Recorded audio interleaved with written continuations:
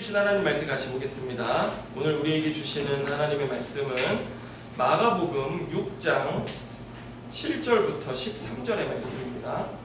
마가복음 6장입니다. 7절부터 13절까지 말씀 같이 보겠습니다.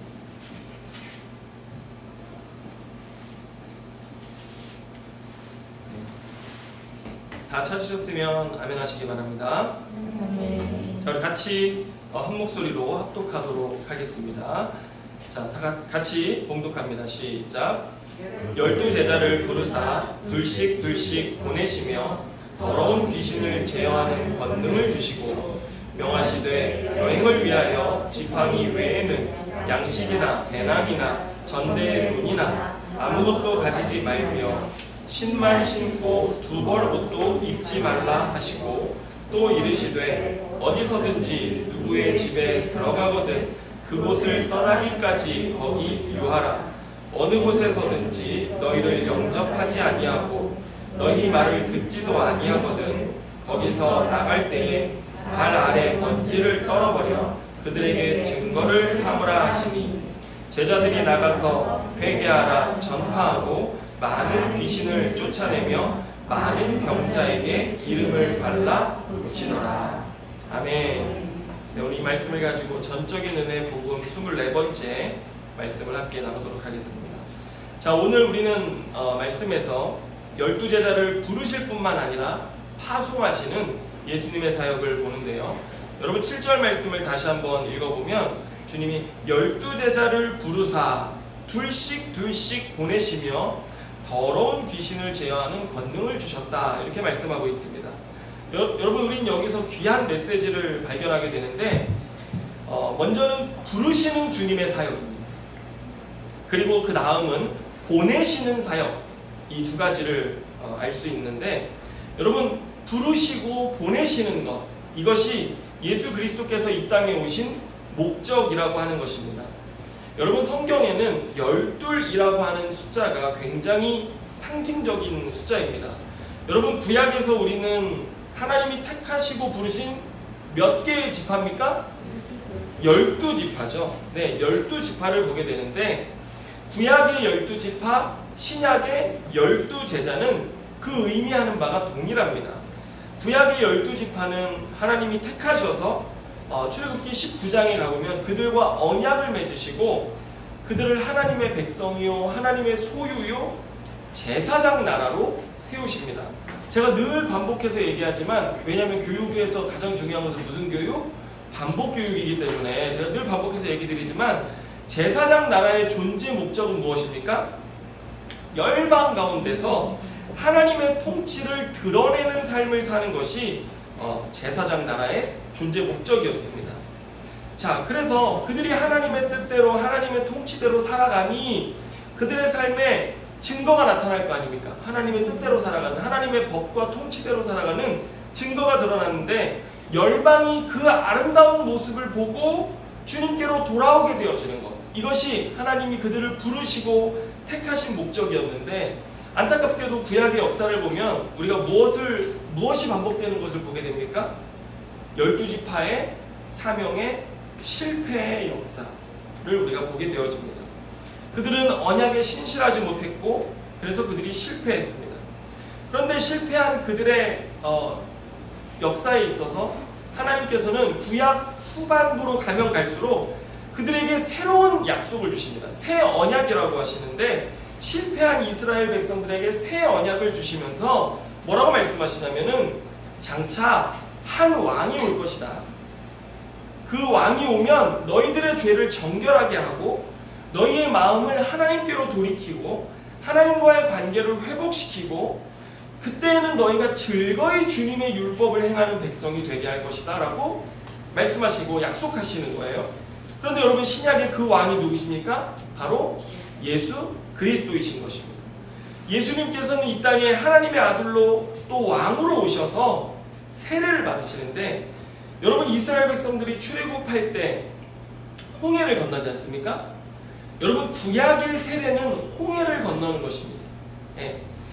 신약의 세례와 같은 의미가 되어지는데 보시면 홍해가 바다가 갈라지죠? 그 다음에 땅이 드러나서 땅 위를 걷게 되잖아요. 예. 그런데 이것은 또 어디서 볼 수 있는 거냐면 창세기 1장에 나타나 있는 육지를 창조하실, 땅을 창조하실 때 주님의 사역과 동일합니다. 그 궁창의 물을 한쪽으로 몰아내시고 묻이 드러나라 하시니 드러나서 거기 위에 사람을 두셨지 않습니까? 그래서 세례의 본래적인 의미는 무엇이냐면 새로운 창조를 뜻하는 것입니다. 하나님이 너희를 완전히 새로운 백성으로 창조하셨다는 의미가 세례 안에 드러나 있는 것인데, 오늘 예수님께서 오셔가지고 세례를 받으시는 것입니다. 여러분, 예수님의 존재에 대해서 우리가 알아야 될 것이 뭐냐면 예수님은 굉장히 대표성을 띠십니다. 특별히 구약에서도 예수님에 대해서 얘기할 때 예수님을 이제 구약에 장차 오실 메시아를 한 분으로 묘사하기도 하지만 이스라엘 백성이라는 말로도 같이 표현합니다. 그래서 예수님 안에는 뭐가 있는 거예요? 이스라엘 백성이 들어가 있는 것입니다. 예. 그런데 예수님이 세례를 받으셨지 않습니까? 근데 예수님은 이 땅에 이스라엘로도 오시고 이스라엘 백성으로도 오시고 메시아로도 오셔서 세례를 받으심으로 스스로가 새롭게 창조된 새 백성을 만들러 오신 분이라는 의미로 오늘 그 세례를 받으신 거예요. 그래서 예수님을 성경은 옛 아담과 대비되는 새 아담이라고 이야기합니다. 옛 아담은 뭐였어요? 죄를 졌잖아요. 그래서 아담의 죄 가운데 출생한 모든 사람들은 다 뭐 아래 있게 됐습니까? 죄 아래 있게 되어졌습니다. 그런데 예수님께서 새 아담으로 오신 것입니다. 새롭게 창조된 새 아담으로 이 땅에 오셔서 이제 예수 그리스도와 연합하고 예수 그리스도를 믿고 그분 안에 거하는 자들마다 뭐가 되는 거예요? 새 이스라엘, 새 하나님의 백성, 새 언약의 백성이 되어지는 것입니다. 아멘입니까? 네. 그래서 구약의 이러한 세례도 12제자들의 존재와 굉장히 밀접한 관계를 갖고 있고요. 또 보시면 예수님이 광야에서 40일 동안 시험 당하시잖아요. 그런데 이거는 구약에 뭘 대비하는 겁니까? 이스라엘 백성들이 40년 동안 광야를 방랑하지 않습니까?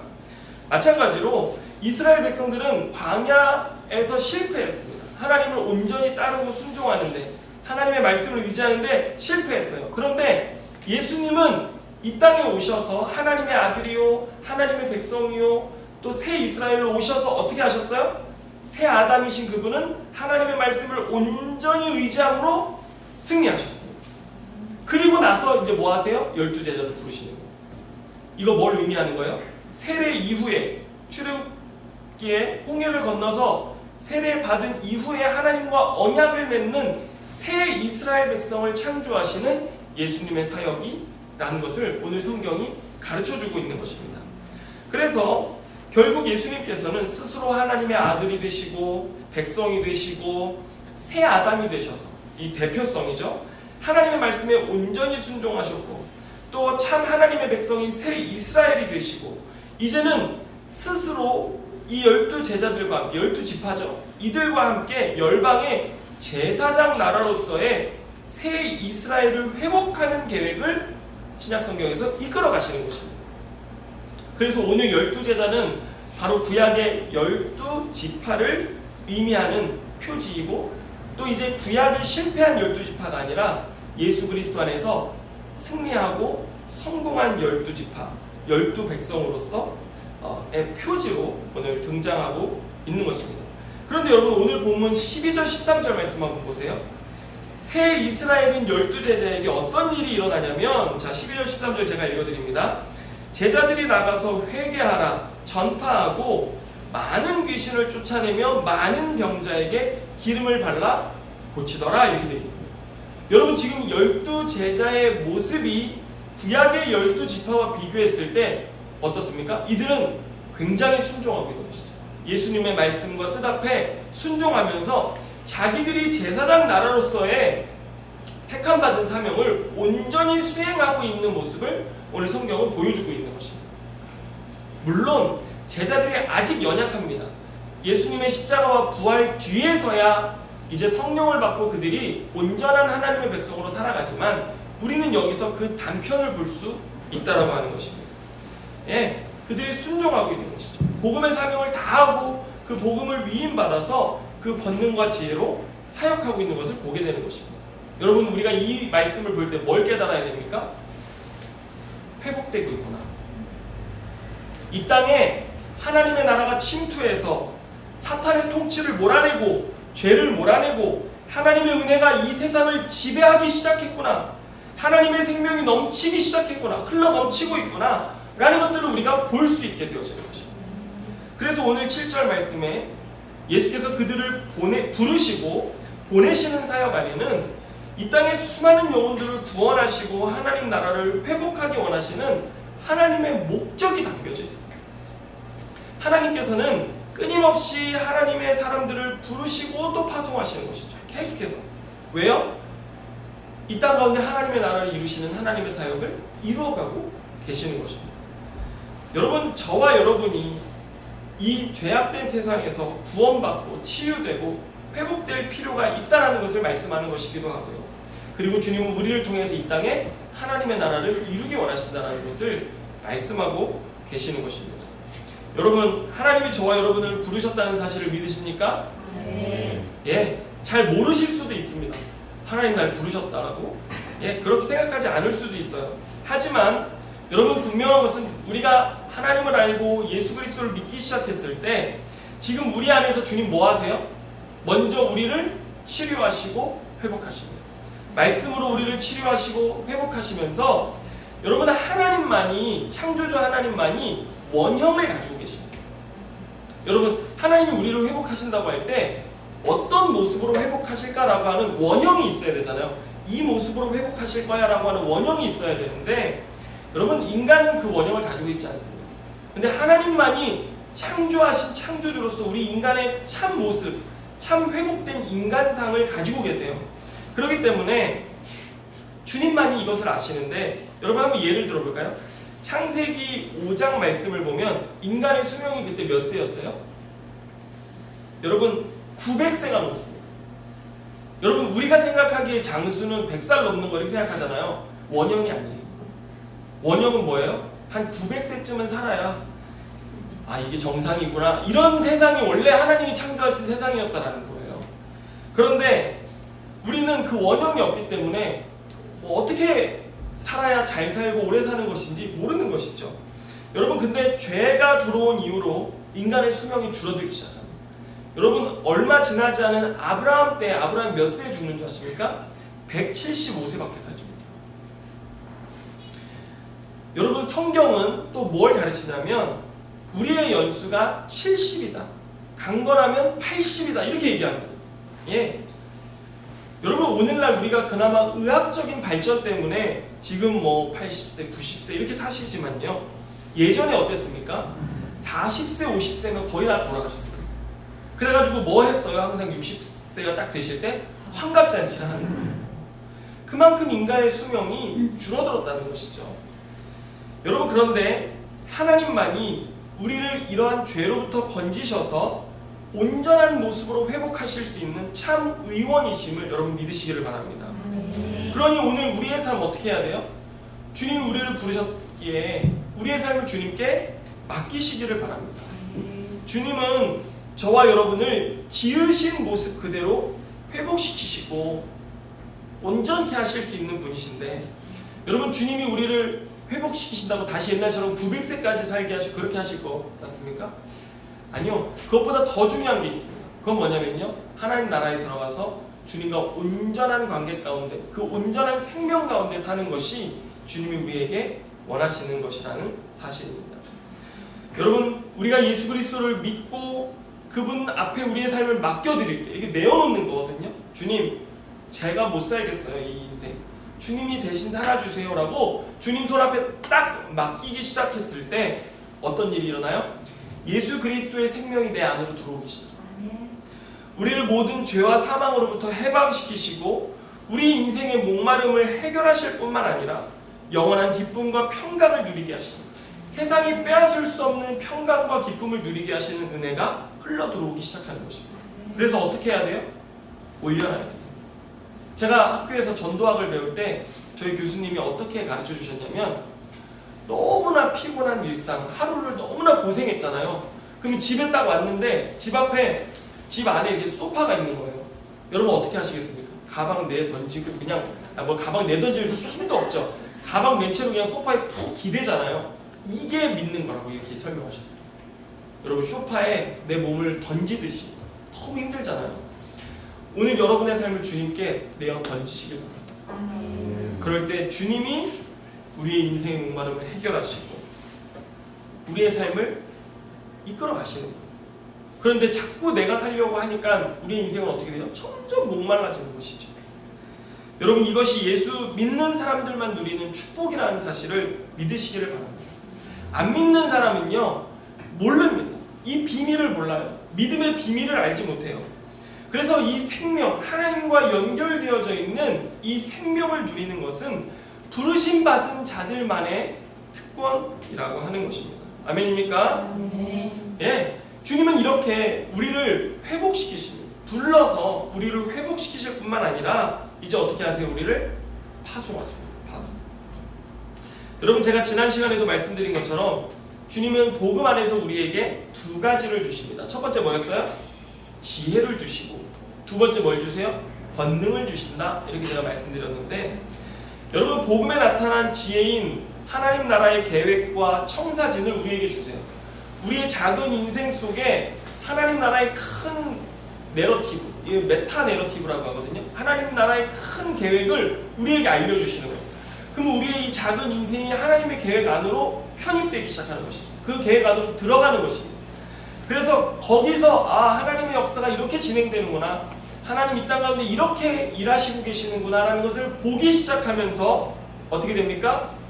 우리는 이 세상을 살아감에 있어서 이 세상의 방식이 아닌 하나님 나라의 방식, 하나님의 방식으로 살 수 있게 되어지고, 그래서 우리가 사람들에게 뭐라고 전하는 거예요? 회개해라. 또 돌이켜야 된다. 우리 인간의 작은 역사 속에서의 그런 아웅다웅이 아니라 하나님의 역사, 하나님의 생명의 역사, 구원의 역사가 이렇게 진행되어질 것인데 너희들의 삶이 이 삶으로 돌아와야 돼. 이게 원래다. 이게 원본이다. 이게 진짜다. 이 돌아와야 된다라고 선포하는 것이죠. 그래서 여러분 오늘 본문에 이 동일한 본문, 병행 본문이라고 하는데 마태복음 10장의 똑같은 기사에서 10장 7절 말씀을 보면 이렇게 말합니다. 가면서 전파하여 말하되 천국이 가까이 왔다 하고, 예, 오늘 우리가 읽은 마가복음에는 제자들이 무엇을 전했는지가 안 나와 있어요. 그런데 마태복음에 보면요, 그들이 뭘 전했습니까? 천국이 가까이 왔다. 이게 하나님의 계획인 것이죠. 여러분 하나님의 계획은 무엇입니까? 하늘과 땅이 하나로 통일되어지는 것입니다. 하나님의 나라가 이 땅 가운데 오고 있습니다. 내려오고 있습니다. 하나님의 통치가 오고 있습니다. 그렇기 때문에 그 하나님께로 우리가 돌아가야 된다. 그분이 오셔서 장차 이 땅을 통치하실 것인데 너 거기에 돌아가야 된다라고 주님 우리에게 우리가 전하는 것이죠. 선포하는 것이죠. 여러분 제가 전에도 말씀드렸지만 천국이 가까이 왔다라고 했을 때 이 천국이라는 단어 하면은 어떤 단어를 거기 대신에 딱 대입하라고 제가 말씀드렸습니까? 성경의 천국이라는 단어는 원래는 하나님이라는 단어가 들어가야 될 자리입니다. 그런데 왜 못 들어가요? 유대인들은 하나님의 이름이 너무 거룩하기 때문에 천국이라는 말로 완곡어법이라고 하거든요. 하나님의 이름을 대신 천국이라고 쓴 거예요. 그래서 우리가 천국, 하늘나라라는 성경의 번역이 나오면 뭘 대입해야 돼요? 하나님 또는 하나님의 통치라는 단어를 대입해야 되는 것입니다. 그럼 뭐예요? 10장 7절 어떻게 읽을 수 있어요? 가서 전파하여 말하되 하나님이 가까이 오고 계신다. 하나님의 통치가 가까이 오고 계신다. 그러니 너희 하나님 거역하고 살았던 너희들 속히 왕 되신 그분께로 돌이켜야 된다라고 하는 것을 전하라고 하는 것이 복음의 메시지라고 하는 것입니다. 여러분 그날에 하나님께서 오실 때 회개하지 않는 자들, 완고하여 하나님을 거역하고 순종하지 않았던 자들에게는요 두려운 심판이 임할 것입니다. 오늘 본문에서도 그것을 이야기합니다. 여러분 11절 말씀 보세요. 마가복음 6장 11절 말씀을 보면 이런 말씀이 있습니다. 어느 곳에서든지 너희를 영접하지 아니하고 너희 말을 듣지도 아니하거든 거기서 나갈 때에 발 아래 먼지를 떨어버려 그들에게 증거를 삼으라 하시니. 여러분 마태복음에 보면요, 이 구절 뒤에 한 말씀이 더 따라와요. 무슨 말씀이냐면 내가 진실로 너희에게 이르노니 심판 날에 소돔과 고모라 땅이 그 성보다 견디기 쉬우리라 이렇게 말씀합니다. 오늘 제자들이 하나님의 전권 대사로 복음을 위임받아서 가서 복음을 전해요. 근데 그 복음을 받아들이지 않고 그들이 완고하고 영접하지 아니하고 말을 듣지도 아니하여 그랬을 때 발에 먼지를 떨어버리잖아요. 그러면 그 성읍이 우리가 복음을 전했던 그곳이 어떻게 된다는 거예요? 구약의 소돔과 고모라보다도 훨씬 견디기 어려운 큰 진노와 심판을 당하게 될 것이라는 것을 성경은 말씀하고 있는 것입니다. 여러분, 그런데 우리가 전하는 복음이 이런 복음인 거예요. 여러분, 이런 일들과 이런 말에는 그 말을 시켜서 보내는 사람에 대한 정체성이 담겨져 있습니다. 여러분, 우리가 소위 가가지고 아무 말이나 쉽게 한다고 누가 믿어줍니까? 우리가 뭐 별 이상한 말 떠들면서 이 땅에 지진이 올 거야, 이 땅에 천지 개벽하는 일이 일어날 거야 이러면 누가 믿어줍니까? 안 믿어주잖아요. 그래서 오늘 우리가 말하는 이 성경의 말씀, 복음의 말씀을 전하는 일에 있어서는 뭐가 있어요? 이 말을 하해 주시는, 말씀을 주시는 분의 권위가 나타나 있는 것입니다. 여러분, 하나님의 권위는 어디에 있습니까? 그분이 세상을 심판할 권한을 손에 쥐신 분이라는 사실에 있다라고 하는 것입니다. 여러분, 하나님은 세상을 심판할 권세를 가지신 참 하나님이심을 여러분 믿으시기를 바랍니다. 그분이 우리에게 전권 대사로 그 일에 대한 소식을 주셔서 이 땅 가운데 전하도록 우리를 보낸 것이죠. 제가 지난 시간에도 보냄의 공식 말씀드렸잖아요. 보냄 받은 자는 보낸 자의 권세와 능력과 지위와 모든 권한을 그대로 가지고 가서 전한다고 했잖아요. 오늘 우리에게 주님이 그런 권한과 권세를 주셔서 살게 하셨는데, 여러분, 오늘 우리는 하루하루 일상을 살아갈 때마다 어떤 정체성을 가져야 되냐면 이런 어미하신 주님의 사명을 위임받은 자라고 하는 정체성을 가져야 합니다. 나를 보내신 분이 누구인지를 제대로 알아야 한다는 것입니다. 여러분, 이것을 우리가 알기 시작하잖아요. 그럼 우리의 삶에 우리가 내 삶을 대하는 태도와 자세가 달라집니다. 여러분, 오늘 성경 한번 다시 보시면 8절부터 10절에 우리의 신분에 대한 묘사가 나옵니다. 8절부터 10절 한번 같이 읽어볼까요? 자, 같이 읽습니다. 시작. 명하시되 여행을 위하여 지팡이 외에는 양식이나 배낭이나 전대에 돈이나 아무것도 가지지 말며 신만 신고 두 벌 옷도 입지 말라 하시고, 또 이르시되 어디서든지 누구의 집에 들어가거든 그곳을 떠나기까지 거기 명하라. 아멘. 여러분, 본문은 예수님께 복음의 사명을 위임받은 자들, 이러한 신분을 가진 사람들의 삶의 방식을 말씀하세요. 자, 그 뭐냐면 첫 번째, 여행한다. 벌써 여행이라는 단어만 들어도 좋으시죠, 그죠? 네, 그런데 하나님 우리를 여행하는 자로 부르셨습니다. 그리고 두 번째로, 아멘 하실 일이 아닐 것 같은데, 자, 두 번째로, 자, 이제 심각해집니다. 아무것도 가지고 가지 않는다. 그 다음에 세 번째, 환대하는 자의 집에 머문다라고 하는 것입니다. 이 세 가지로 정리할 수 있습니다. 그래서 이것을 한 단어로 정리하면요, 복음의 전권대사라는 신분을 가진 사람은 마치 나그네와 같다라고 말할 수 있습니다. 실제로 초대교회에는요, 이런 신분을 가지고 복음을 전하는 사람들을 뭐라고 했냐면 나그네라고 했습니다. 그래서 서신서를 보면요, 나그네를 대접하는 것이 얼마나 중요한 일인지를 강조하고 또 강조하고 있습니다. 심지어 사도 베드로는 베드로 전서에서 자기가 편지를 쓰는 교회들을 향해서 뭐라고 했냐면 너희가 나그네다라고 이야기했어요.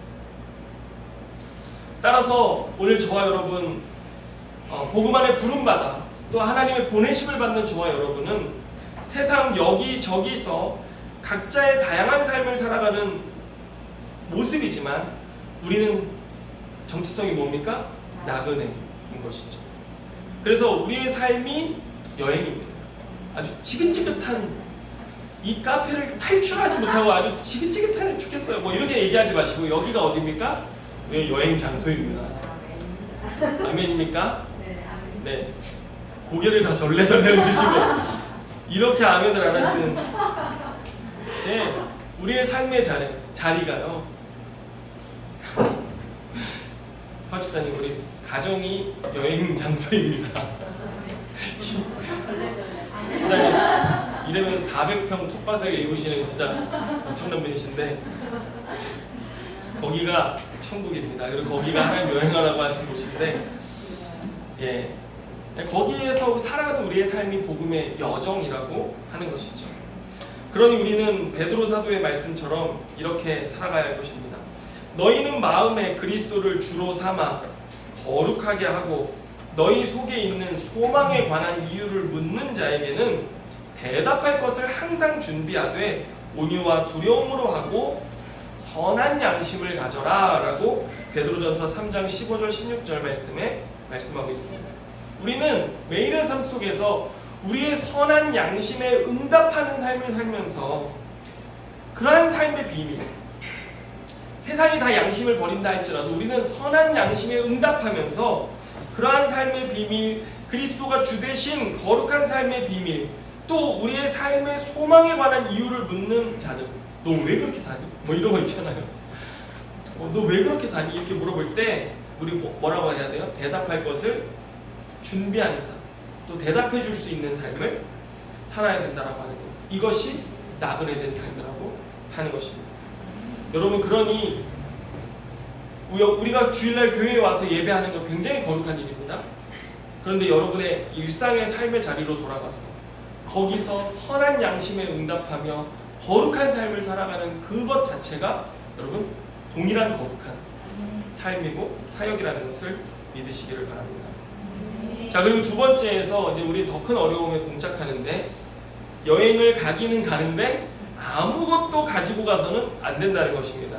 성경에 보면 여행을 위하여 지팡이 외에는, 지금 짐을 어떻게 싸야 되는지를 가르쳐 주는 거예요. 여행을 위하여 지팡이 외에는 양식이나 배낭이나 전대, 돈이나 아무것도 가지지 말며 신만 신고 두 벌 옷도 입지 말라 하시고. 예. 여러분, 그런데 이것이 당시에 복음을 전하는 자들의 구별된 표지였습니다. 당시에 방랑 철학자들이 있었는데 이 방랑 철학자들은 늘 전대를 메고 다녔어요. 뭐 했어요? 삶의 지혜를 가르쳐주고 나서는 이 전대를 풀어가지고 돈을 받는 것이죠. 그래서 자기들의 삶을 영위했었는데, 너희들 구별돼야 된다. 네? 복음을 전하는 너희들 구별돼야 된다라고 얘기하면서, 여러분 신약 성경의 사도 바울도 이와 동일한 경험을 합니다. 그가 고린도에서 사역할 때 고린도 교인들한테서는요 사리비를 받지 않았습니다. 스스로 일해서 복음을 전할 비용을 준비했는데, 왜 그랬냐면 고린도 지역에 철학자들이 무지하게 많았어요.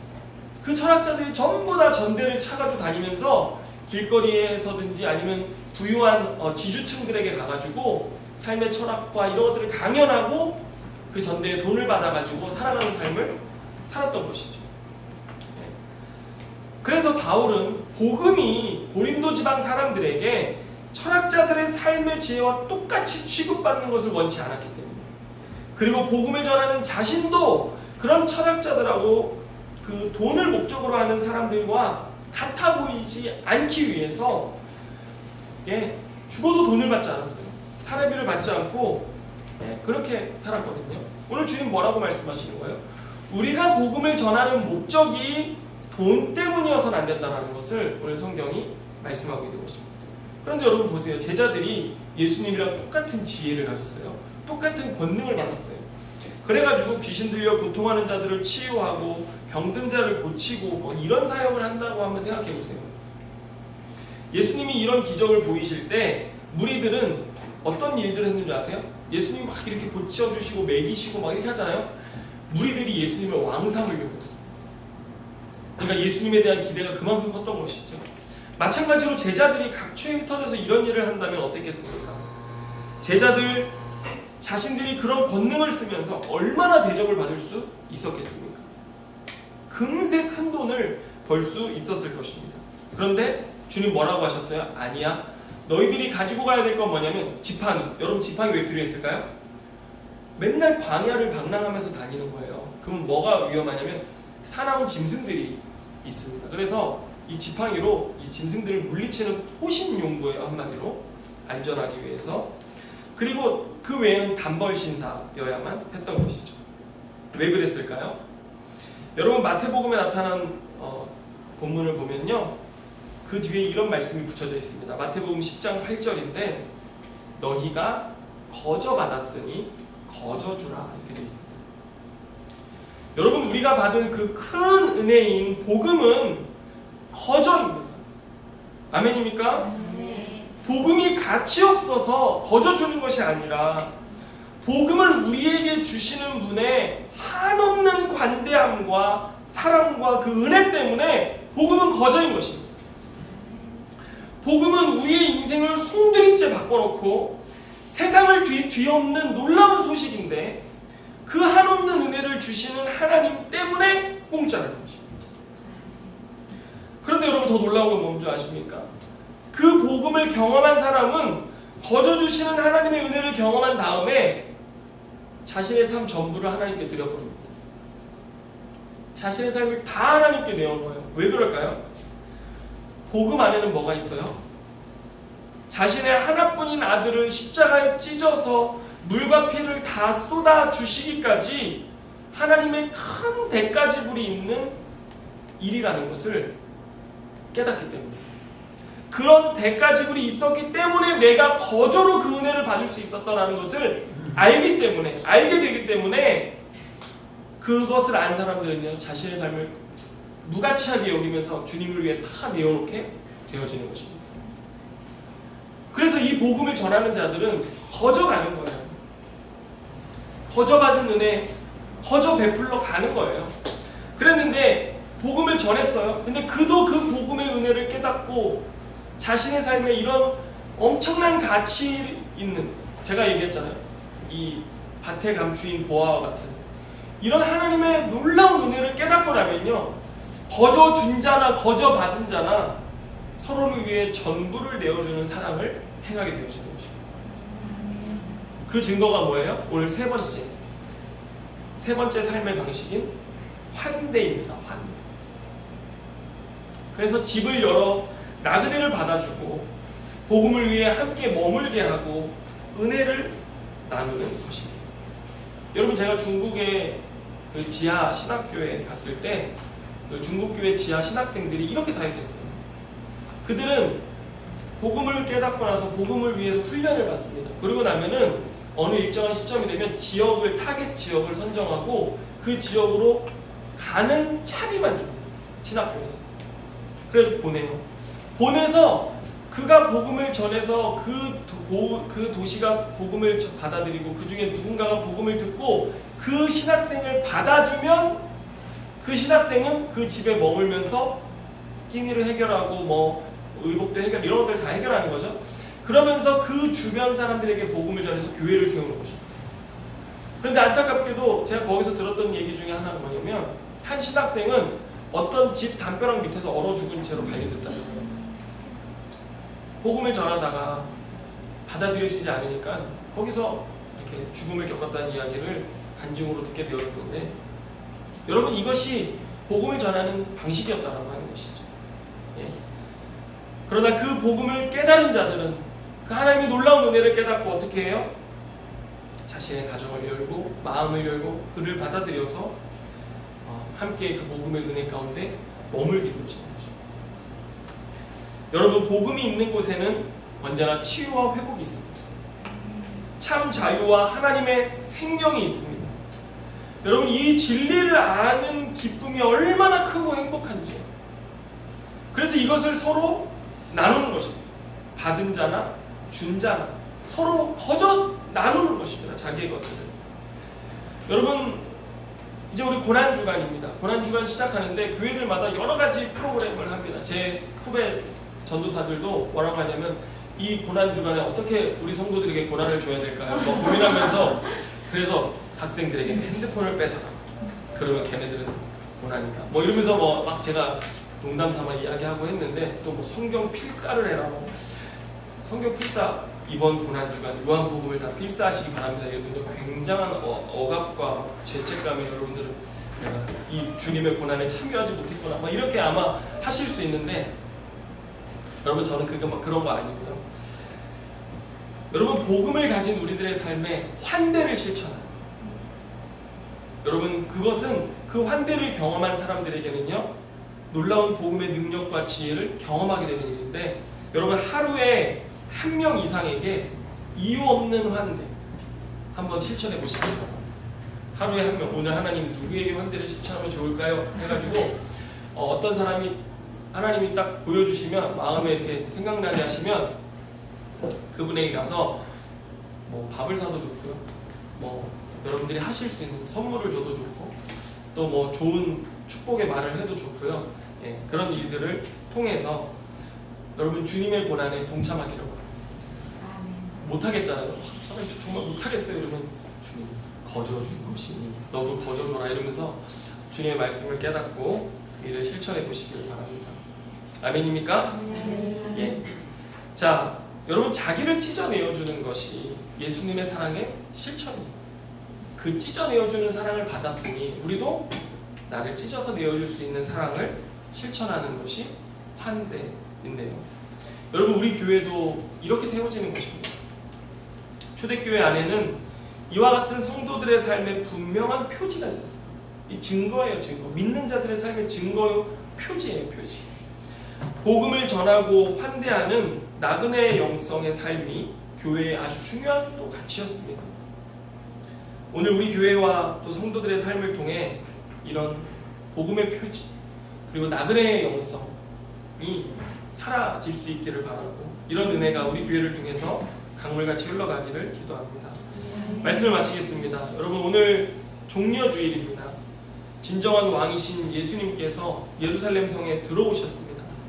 새끼 나귀를 타고 제대로 왕다운 대접도 받지 못하시면서 예루살렘 성에 들어오셨는데, 여러분 예수님의 통치는 세상에 가장 가치 있는 자기 자신을 자기 백성들을 위해 찢어내어 주시는 사랑의 통치였습니다. 주님은 그 사랑으로 우리를 부르시고 회복하사 또한 파송하시는데, 우리 교회의 머리 되신 왕 되신 예수 그리스도와 함께 이번 한 주간도 나그네 영성으로 복음의 지혜와 권능을 가지고 복음 들고 산을 넘는 자들의 아름다운 발길로 살아가시는 저와 여러분 다 되시기를 주님의 이름으로 축복합니다. 기도하겠습니다. 하나님 아버지 감사합니다. 오늘 우리에게 그 큰 은혜와 사랑을 거저 주셔서 무가치한 인생, 죄된 인생, 죽은 인생에 생명을 불어넣어 주시고, 하나님 이 땅을 살아가는 참 삶의 의미와 목적이 무엇인지 알게 하시고, 하나님 아버지와 영원한 삶을 살아갈 수 있게 하시는 놀라운 은혜 베풀어 주신 것 감사합니다. 주님 그 은혜가 우리에게 있는데 오늘 주님이 우리를 부르사 또 파송하시는 대로 보내시는 대로 거기서 주와 같은 삶으로 이 땅의 아름다운 그리스도의 향기를 드러내는 주의 백성들 다 되게 하여 주옵소서. 이번 고난주간 우리가 살아가는 곳마다 예수 그리스도의 이름이 드러나고 증거되어질 수 있도록 주님 역사하여 주옵소서. 그동안 주님께 감사드리며 예수님의 이름으로 기도드립니다. 아멘.